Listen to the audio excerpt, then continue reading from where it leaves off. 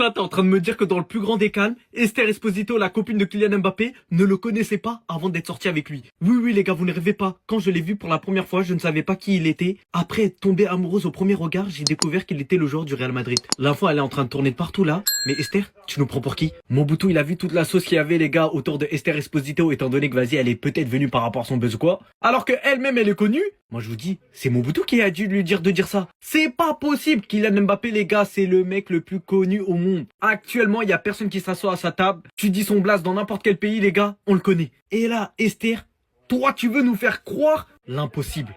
Que Mobutu est premier du nom, tu ne le connaissais pas avant de l'avoir vu à Paname? Non, pas à nous. Le mensonge, il est tellement flagrant, les gars, que la phrase « J'ai découvert qu'il était un joueur du Real Madrid », elle prend pas de sens. Elle a pas de sens. Ouvre tes yeux, mais je suis encore choqué, les gars, à quel point les célébrités, ils en sont obligés à dire des conneries comme ça, juste pour pas, t'as vu, créer une polémique sur le fait que, vas-y, elle est venue là pour sa célébrité ou quoi. Le classement que je vais faire, il va déplaire à certains et je sais très bien pourquoi.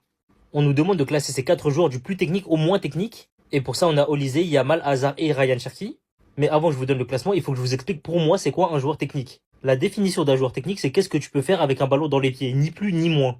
Alors oui, tout ce qui est skills, etc., ça rentre dans la définition de technique. Les roulettes, les arcs-en-ciel, les virgules, les doubles contacts, tout ça, on est d'accord.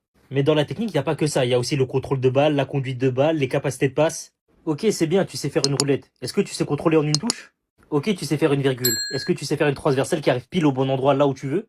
Voilà, maintenant que j'ai donné la définition, je peux vous donner le classement.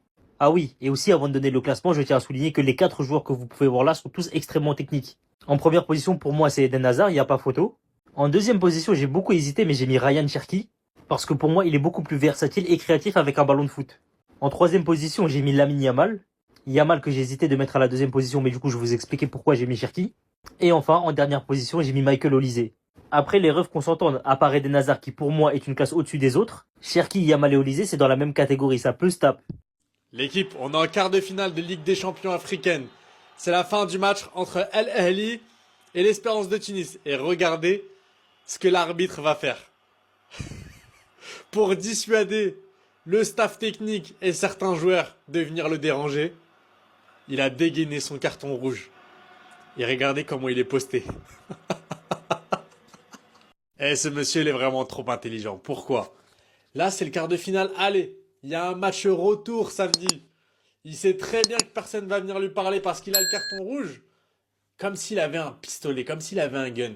Le premier qui bouge, suspendu pour le match retour. Que ce soit le staff technique, quoi que ce soit, je veux rien savoir. Le premier qui bouge, il joue pas samedi.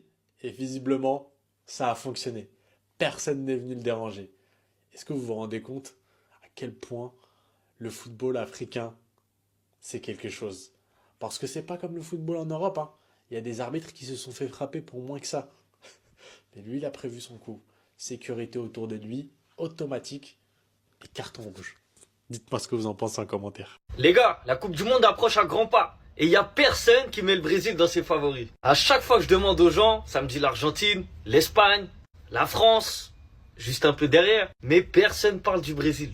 Alors certes, ça fait très longtemps que depuis 2002, ils n'ont pas gagné. Ça fait 24 ans qu'ils n'ont pas été même loin dans les compétitions. 2006, ça sort en quart.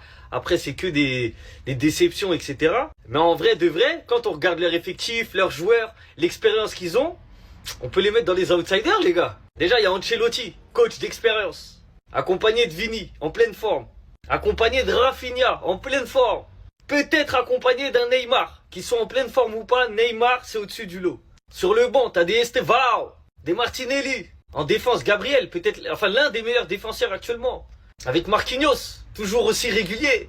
Ou bien même un Thiago Silva, qui me semble, avec l'expérience qu'il a, ne va plus pleurer. Milieu de terrain, pareil, expérience, Casemiro.